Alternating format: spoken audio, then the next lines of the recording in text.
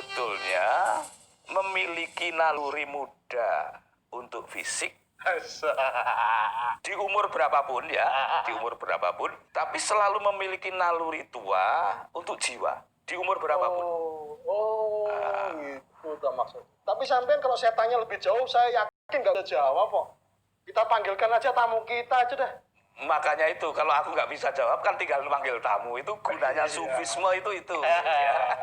Kang Profesor Oman Fatur Rahman. Assalamualaikum warahmatullahi wabarakatuh. Gus Chandra, Mas Pri. Waalaikumsalam warahmatullahi wabarakatuh.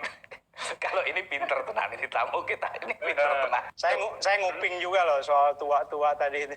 Memang benar ya sampean seleranya suka yang kuno-kuno, yang tua-tua kan? Enggak juga itu kecelakaan aja itu. Suka yang tua-tua itu. Dulu menggeluti dunia filologi ini gimana ceritanya, Kang?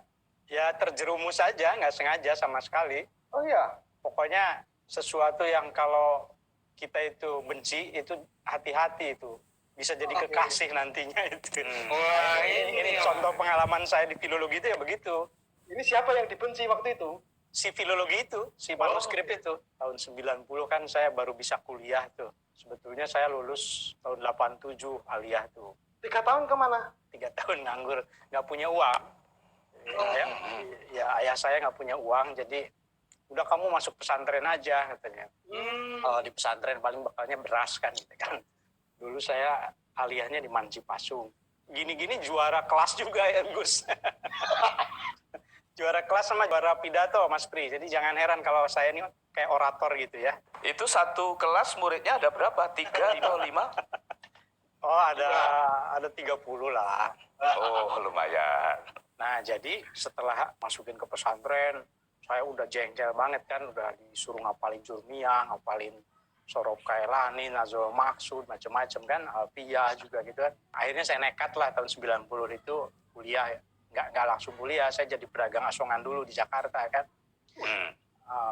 Ya pedih lah gitu. Pedagang asongan tuh jualan apa, Kang? Jualan rokok sama tisu di jalanan, gendong gitu. Dunia yang sama sekali tidak ada hubungannya dengan filologi ya? Nggak ada hubungannya ya filologi apa juga Pak. Waktu itu nggak tahu juga kan, manuskrip juga nggak tahu saya. Nah, saya tiap hari itu bawa itu gendong rokok itu dari Kebayoran Lama ke Tanah Abang kan, itu sambil nangis sih karena saya bilang ini Hidup kok sial amat. sial amat gitu. Saya pikir Mas Pri itu sudah paling menderita, ternyata masih ada yang di bawahnya. Masalahnya kata ayah saya itu, pokoknya kalau ke pesantren itu nanti nggak akan sengsara, pasti akan bekerja. Nah, makanya sambil gendong nih, masa susah-susah ngapalin Alfiyah 1000 bait loh, terus kemudian jadi begini gitu kan. Saya pokoknya benci sekali dengan kehidupan saya waktu itu. 1000 bait itu apa, Kang? Waktu itu dibulak-balik juga apa sih? Bait-bait Alfiyah lah gitu ya. Kalau Muhammadun wa Abdul Maliki gitu kan. Itu juga saya bilang itu nggak berguna buat filologi itu apa gitu. Waktu itu. Ya. Nah singkat cerita saya akhirnya bisa kuliah setelah 3 tahun. Nah ketika saya nyusun skripsi itu, jadi dosen saya Prof. Nabilah Lubis, Oman kamu skripsinya nulis filologi. Nggak mau deh Bu, nggak tertarik saya bilang itu kan, karena mentahkik itu kan itu harus melototin yang bahasa yang susah itu loh, manuskripnya juga ya tua juga kan, ya saya kan waktu itu apalagi kan umur 20-an suka yang muda-muda lah gitu. Sama, Mas Pri juga, sampai sekarang. Puncaknya suka yang muda itu aku ketika tua begini. Itu manuskripnya tentang apa, Kang? Tentang tasawuf. Wih. Tentang tarekat Satariyah ya. Saya bilang nggak mau deh Bu.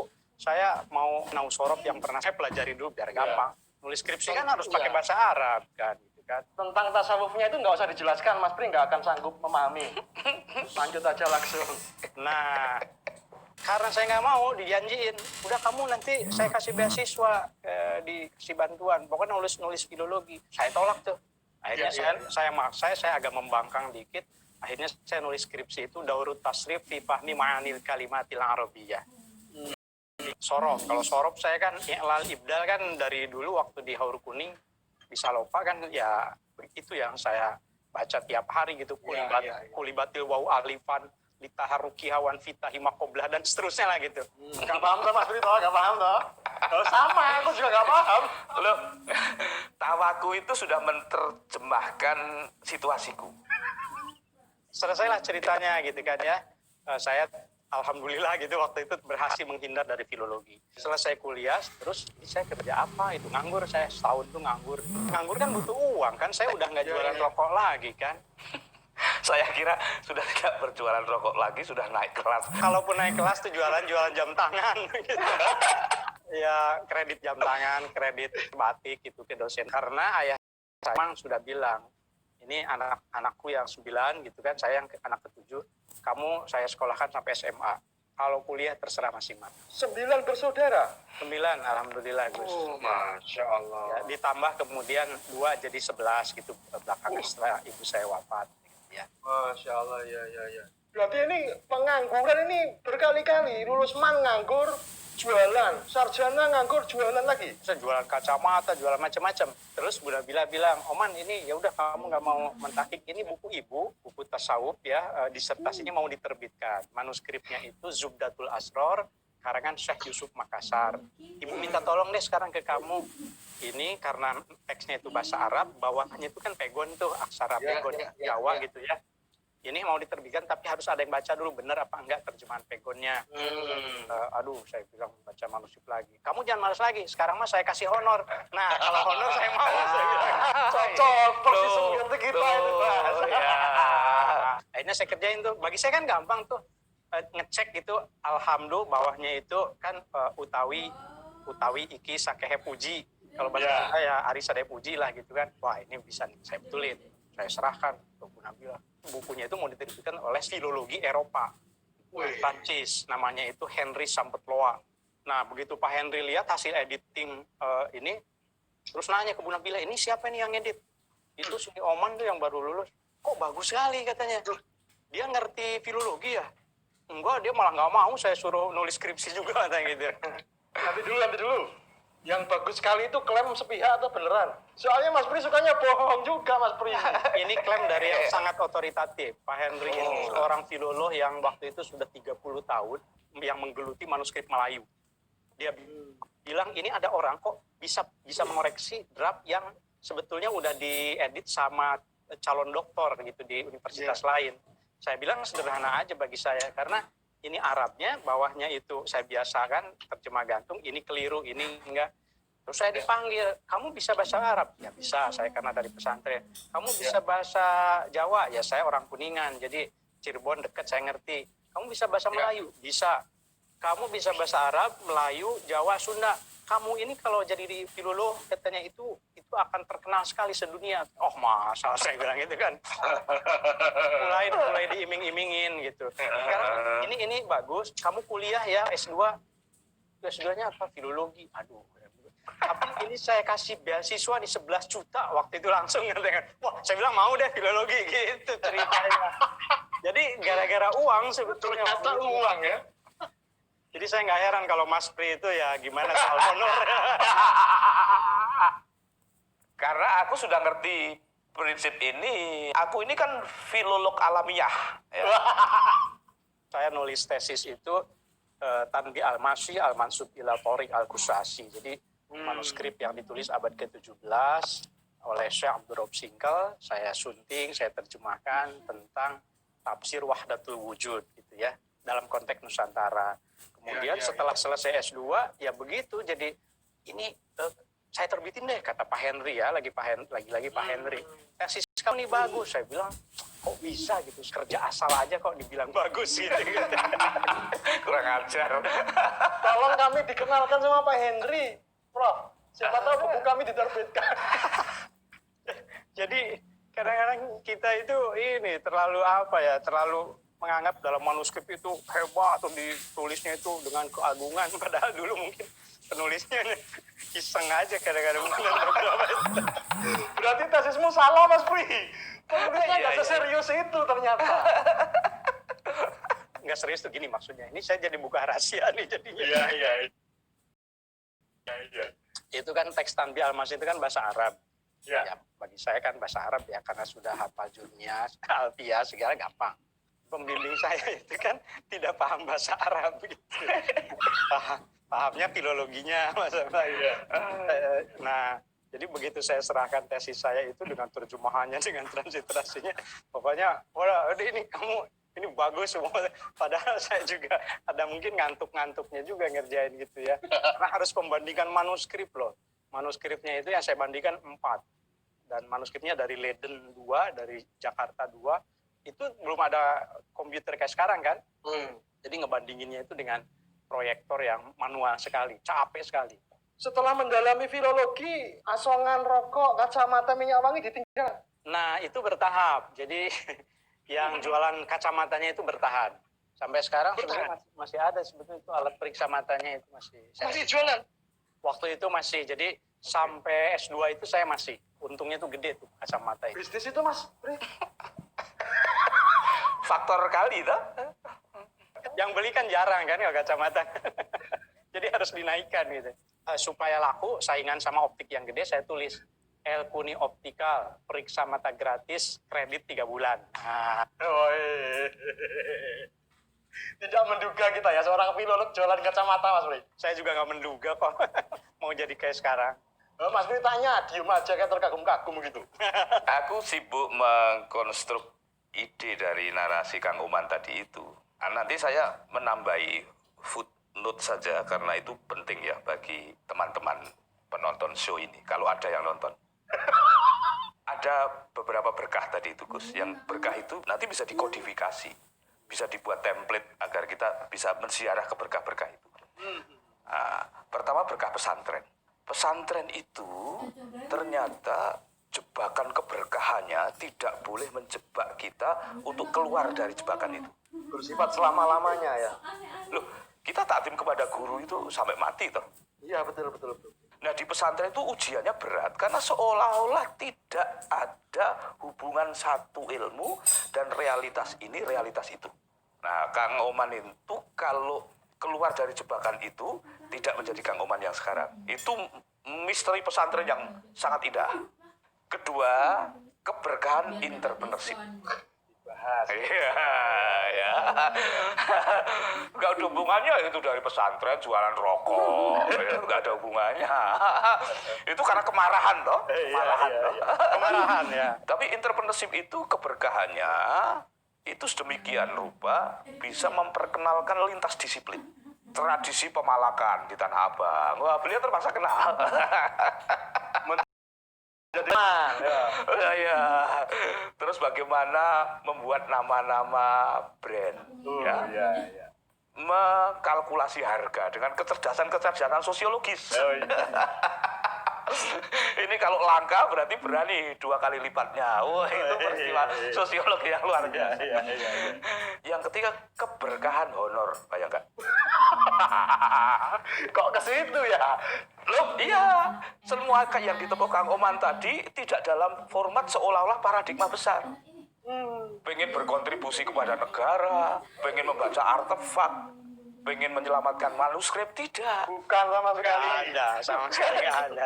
Iya, nih 5 juta, nih 5.000, ini 11 juta.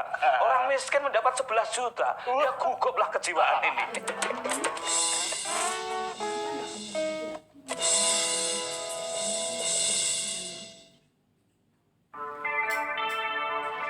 Jarum coklat saat tepat, saat melepas gundah hati. Hanyut dibuai rasa mantap, senang mengenang hati puas. Jarum coklat saat santai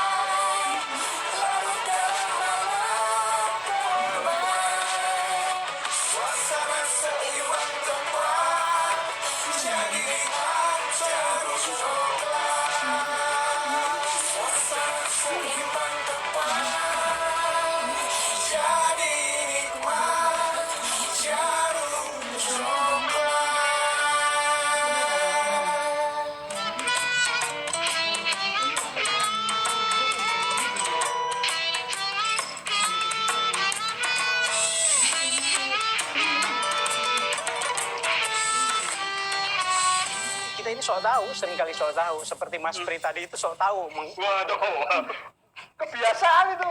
Menteoritisasi tadi itu. Saya kan cerita aja nggak ada teorinya. Terus tiba-tiba dikonstruk begitu, itu kan keren sekali kan. Ini di filologi itu banyak yang sok tahu gitu. Untung saya pertahankan itu. Karena tidak ada yang bisa nerima lagi orang-orang sok tahu kecuali umur sufi. Begini, Kang Oman, ada filolog laduni itu ada. Gitu ya. Menurut saya memang benar sekali, berkah dari pesantren, ta'zim ke guru ya. Saya itu waktu di Haur Kuning Salopa, hanya 1 tahun pesantren, tapi saya jadi supir kiai, alhamdulillah. Kiai Saifuddin Zuhri almarhum ya, tapi bukan ayahnya Menteri Lukman Hakim Saifuddin Zuhri, bukan. Iya. Jadi saya itu supir motornya. Orang pengen ngaji, malah jangan oman gitu ya. Dia ke bumi, keluarin motor gitu. Akang mau ngaji, gitu. Ya udah akhirnya saya antar. Tapi anehnya begitu bulan Ramadan, Pak Kiai bilang, jangan oman, pasaran, jangan oman nu mimpin cina. Loh, saya kok disuruh mimpin kitab Safinah gitu. Loh, saya kan nggak khatam, saya suka ikut aja. Nggak akan percaya. Kata profesor saya waktu kuliah S2, S3 itu, ini Oman ini kok baru lihat kata pertama aja udah bisa tahu ini manuskripnya apa, katanya gitu kan. Nah, karena itu kan manuskripnya bahasa Arab gitu kan. Itu juga profesor saya berlebih-lebihan juga sebenarnya. Karena tugas filolog itu salah satunya kan menyusun siapa mu'alifnya, nama ismul kitabnya apa, dan seterusnya. Saya bilang, seperti apa sih ininya manuskripnya ini? Udah ditanya belum sama yang senior? Sudah, coba lihat di belakangnya. Udah, coba Oman kesini, kata profesor saya. Coba Oman lihat, kamu tahu tidak ini manuskripnya apa? Saya lihat 2 kata. Ini doa nisfu Sa'ban. Saya bilang gitu. Mana judulnya nggak ada, doa nisfu Sa'ban kayak gitu kan. Ya saya bilang kan depannya ya dalman walayuman alaih gitu. Jadi udah pasti doa nisfu Sa'ban. Ini bisa dipercaya nggak nih katanya? Bisa, catat aja jaminannya saya pokoknya. Saya kamu kenapa bisa tahu begitu? Ya karena dulu saya suka ini sama bapak saya kalau malam nisfu Sa'ban baca doa itu. Iya, hafal di luar kepala ya. Nah, jadi bimbingan dari kiai, bimbingan dari orang tua itu luar biasa. Itu butuh rentang berapa puluh tahun untuk menyambungkan disiplin ilmu satu dengan keberkahan ilmu yang baru. Aduh, ya pertanyaannya kok membuat saya merinding ya. Makanya itu. Mau tahu tentu saja kan.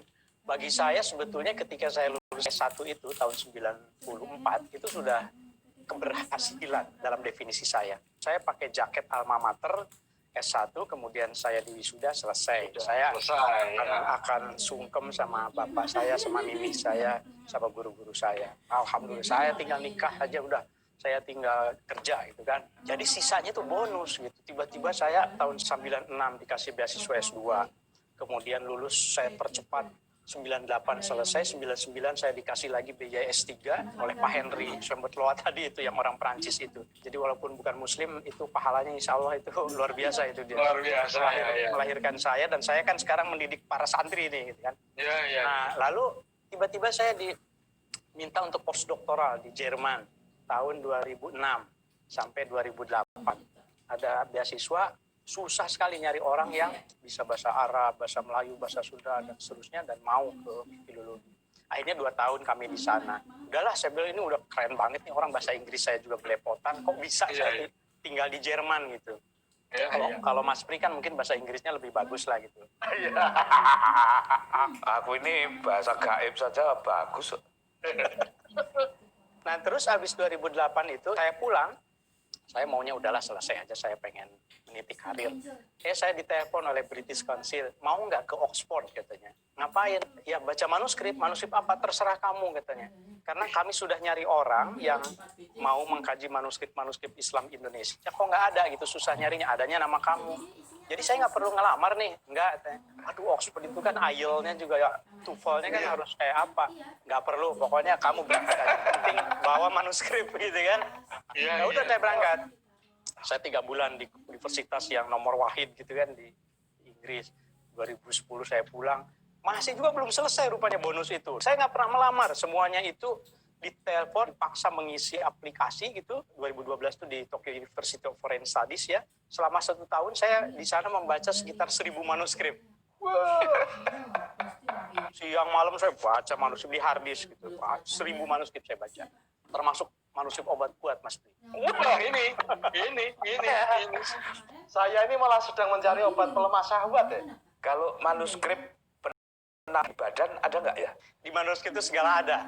Oh, oke. Jadi ketika saya baca 1000 manuskrip itu saya tandain. Ini manuskrip Kama Sutra. Saya bilang ini kok manuskrip kok banyak sekali tentang obat kuat. Orang dulu itu ngapain aja gitu kok. Kayak gini ditulis gitu. Detil sekali gitu kan. Kalau saya baca di sini kan nggak enak saya kan. Tidak apa-apa, bacakan satu. Loh, ragam manuskrip yang sudah pernah dibaca maupun dipelajari itu antara lain tentang apa saja, Kang Oman?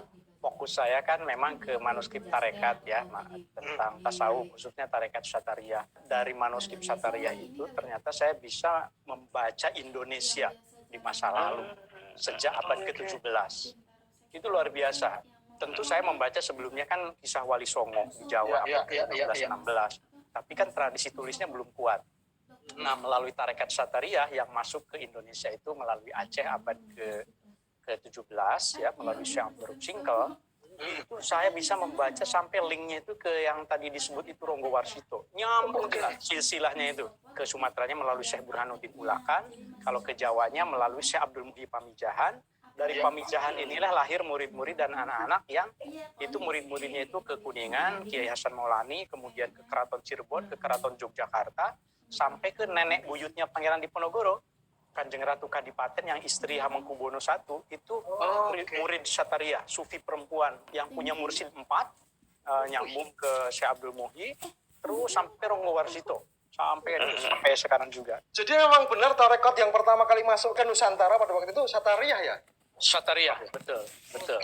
Naksabandia itu tahun 1850-an ya, belakangan. Ketika Nusantara pada zaman itu para raja sudah memiliki keyakinan, agama dan ajarannya sendiri, persalinannya dengan Satariyah itu. Betul, jadi ada titik temu di dalam Satariyah itu, salah satu ajarannya kan itu ajaran tentang wahdatul wujud, martabat 7.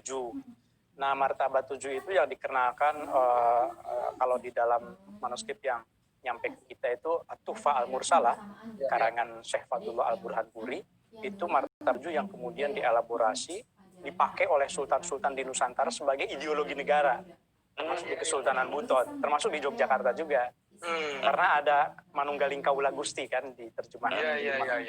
Karena konsep dalam tarekat Satariyah itu sangat cocok dengan kondisi sosiokultural masyarakat Nusantara, khususnya keraton. Mas Pri boleh break dulu karena nggak akan paham, Mas. Aku kan sebagai orang tua itu menjaga aliran diskusimu. Oh iya. Ya. Sepanjang kalian ini lancar-lancar saja, aku akan menahan diri. Tapi saya harus ditahan. Yang tadi aja pertanyaannya belum terjawab berapa tahun. Ya pokoknya dari tahun 94 sampai 2000 sekian itulah. Pokoknya dihitung sendiri aja. Lihat soal obat kuat juga belum terjawab. Belum ya. Satulah rahasia apa yang bisa kita bagikan pada penonton ini. Oh, ini udah saya siapkan sebetulnya, cuma mau dibacain nunggu malam dulu biasa. Waduh, ada syarat-syarat tertentu ternyata ya. Iya. Ada nggak manuskrip tentang jomblo atau tentang orientasi seksual? Ada. Pokoknya kalau nanya ke saya, ada enggak? Ada. Apapun. Iya. Mau nanya banjir? Ada. Jadi saya kan punya program ini nih, ngariksa nih. Ngaji manuskrip kuno Nusantara ya. Ya sebetulnya awalnya nggak sengaja juga lah, samalah gitu ya. Tapi kemudian anggap saya serius sekali gitu kan. Iya. Pada awalnya ya cuma saya pengen populer kayak Gus Chandra ini dia. Misalnya gitu ya. Jadi YouTuber ya. YouTuber ya kan. Nah, itu ketika saya ngaji topik tentang obat kuat, itu viewernya itu 33.000 Mas Pri. Berarti itu orang yang lemah saya. Gitu. Terus ada orang nanya lagi, waktu itu Geger Sunda Empire ada nggak di manuskrip? Ada, saya bilang. Mengapa? Karena sebetulnya hidup kita itu siklus. Oke, ini menarik ini. Berarti sesuatu yang pernah terjadi itu akan terjadi lagi. Iya, pandemi sekarang itu orang banyak tidak tahu saja. Siklusnya itu sejak zaman Nabi kan, Shiraweh, kemudian wabah di zaman Sayyidina Umar, Amwas. Kemudian di abad ke-14 yang Al-Mautul Aswad itu, The Black Death itu 8 abad kemudian. Sekarang 8 abad kemudian pandemi lagi. Dulu yang namanya masjid kosong itu ya terjadi di Kairo. Termasuk di Masjidil Haram, di Ka'bah Mekah itu. Mekah itu sudah beberapa kali kena, tapi Madinah itu sebetulnya agak belakangan. Karena kan ada hadis Nabi bahwa taun itu tidak bisa masuk ke Madinah. Nah, tapi sekarang kena juga, cuma kan para ulama menafsirkan taun yang dimaksud di situ bukan seperti wabah ya sekarang gitu ya. Ini sunatullah kalau menurut saya. Kehidupan termasuk wabah sekarang itu selalu berulang. Mau sekarang jualan kuku Bima atau apa. Saya mau dari Aceh, mau dari Sunda, dari Minangkabau, mau dari mana, itu ada resepnya gitu. Kenapa nggak buka usaha obat kuat, Kak? Oh, nanti sebentar lagi akan. Itu saya kira kok kalau buka plang dengan captive market yang ini gaji virolog bisa lewat banyak loh. Ya, pasien pertama kita berdua ini. Ini peluang ini buat saya. Kok bisa kita itu loh? Oh, yang lemah syahwat situ kok ngajak sini. Tapi syaratnya ada yang ringan, ada yang berat lah. Ini tergantung. Mau resep yang ringan, mau pakai buah manok saja, nah, itu boleh. Tapi kalau ada yang mau pakai urat kerbau, urat leher yang besarnya dari kerbau, berarti kan beli kerbau kan berapa kan? Mahal. Tapi kalau buah manok itu cuma telur ayam.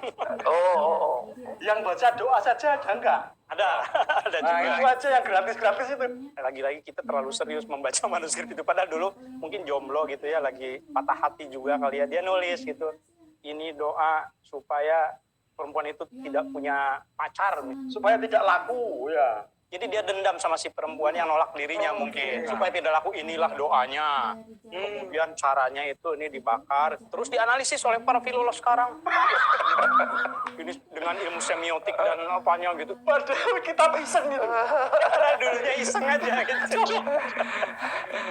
Tapi begini juga, Kang Oman. Kita ini sekarang ini saja kebuta hurufan itu masih bisa ditemui. Zaman itu orang bisa menulis itu sudah sebuah kedahsyatan.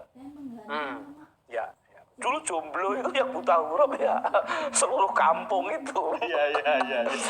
Tapi orang ini sudah melakukan transformasi yang jauh sekali, bukan dari sudut mana-mana, karena mana-mananya itu kita nggak ngerti ya, kita tidak punya otoritas untuk itu. Tapi bahwa bukti dia sudah menulis. Dulu kan hanya kaum aristokratik saja yang bisa menulis itu. Itu benar atau berlebih-lebihan, Kang? Berlebihan juga. Ya gimana mau dibilang orang aristokratik saja, ada yang nulis itu ya. Itu catatan hutang coba nulis. Masa orang aristokratik punya hutang? Loh, itu kan neraca RAPBN waktu itu. Mas Bri, tolong surat-surat tagihan disimpan. 100 tahun lagi jadi manuskrip. Betul. Ditulis siapa yang hutangnya, siapa yang menyaksikannya, berapa real, itu ditulis. Tapi ketika menyelamatkan sedemikian beragamnya manuskrip, menjadi tidak terorganisir dengan manuskrip yang berkualitas, yang receh-receh, itu gimana caranya? Ya memang yang menarik itu kan yang tidak terorganisir sebetulnya. Makanya ini acara paling menarik buat saya, karena ini udah 2 hari saya nih mumet sekali dengan yang terorganisir. Sekarang saya bahagia sekali. Manuskrip itu tidak terorganisir memang. Tapi kekayaan bahasa, kekayaan aksara dari masyarakat Nusantara ini seperti apa, Bro? Kita itu sebagai bangsa Indonesia, literasi kita itu bukan tercipta ketika masa kita bisa membaca huruf Latin. Orang tuh suka keliru menyebut buta huruf ketika orang tidak bisa baca koran gitu ya. Zaman Orde Baru kan ada tuh program koran masuk desa gitu. Maksudnya supaya yang buta huruf bisa baca. Loh, mereka itu sudah nulis gitu dengan aksara Jawi, dengan aksara Pegon kan.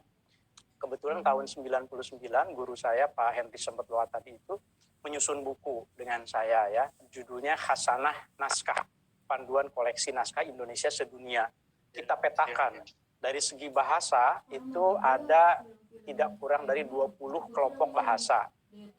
Dari segi aksara itu lebih banyak lagi, mungkin ratusan. Semuanya itu ada manuskripnya secara alfabetis diurut Aceh, Arab, Bali, Batak, Madura, Melayu, Sunda juga ada Sunda kuno, Sunda modern, Jawa kuno, Jawa modern, sampai Wolio huruf W. Woluye itu yang di Sulawesi Tenggara. Itu manuskripnya ada dan tersebar di seluruh dunia. Kita lacak, kita petakan, alhamdulillah terbit gitu ya bukunya.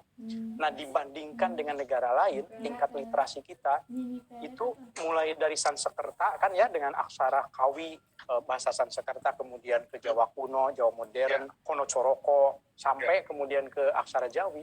Itu luar biasa sekali. Orang Jepang saja, bangsa Jepang kan cuma punya hiragana, katakana, sama kanji, cuma 3 aksaranya. Kita ini masuk ke Lampung saja ada aksara rencong, aksara rejang yang kita nggak bisa baca.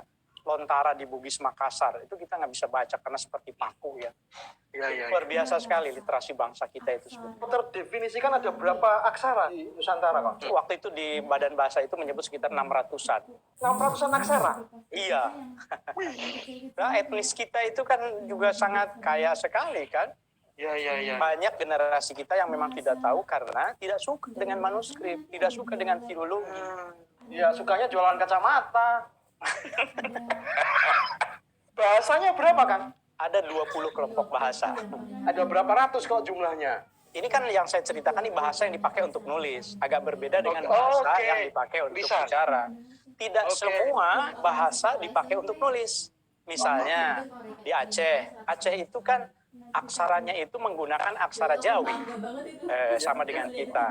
Tidak ada aksara Aceh. Di Minangkabau juga tidak ada aksara Minangkabau, adanya aksara Jawi, tapi bahasanya bahasa Minangkabau. Jadi begitu. Berarti sinyalemen bahwa bangsa Nusantara itu bangsa besar, itu benar ya? Sangat besar. Saya pernah mengkritik satu narasi dari guru besar di sebuah universitas, nulis, ini masalahnya bangsa kita ini baru melek literasi kita itu ketika masa reformasi. Saya langsung tanggapin. Abad ke-7 saja kita ini di kerajaan Tarumanegara kan, di Tatar Sunda, itu kan sudah ada prasasti kan tertulis kan, berarti orang udah bisa nulis, cuma belum manuskrip lah ya. Nah, mulai abad ke-13, ke-14 itu, saya bisa menyebut bangsa kita itu literasinya sangat tinggi sekali. Dan itu diakui dunia kan. Kira-kira titik baliknya kapan kita menjadi bangsa yang kerdil? Menganggap kita tingkat bacanya rendah, belum mulai aksara. Ini kok jadi serius sekali ngobrolnya. Ya karena Mas Pri nggak mampu bertanya, memang sampai segitu saja kemampuannya. Terus. Jadi ada 2 kali shifting ya peradaban sejarah Indonesia itu. Sebelum abad ke-14, tradisi tulisnya itu kan dengan Sanskerta gitu ya, masih pengaruh India banget gitu ya. Nah, kemudian setelah abad 14 ketika Islam itu masuk, mulai itu pengaruh Islam. Lahirlah aksara Jawi, aksara Pegon gitu kan. Itu terus selama 500 tahun itu luar biasa, berkembang terus. Sampai di Kesultanan Bima itu ada manuskrip yang menceritakan manuskrip ini ditulis dengan aksara yang diridhoi oleh Tuhan. Saking aksara Jawi itu dianggap melekat dengan Islam. Masuk ke abad ke-20 ada pergeseran lagi akibat kolonialisme. Di situ didoktrin bahwa dilarang menulis dengan aksara Jawi. Itu dianggap pemberontak lah, dianggap apa. Karena apa? Karena orang yang identik dengan Islam dan kiai menulisnya dengan Jawi yang tidak dipahami oleh Belanda,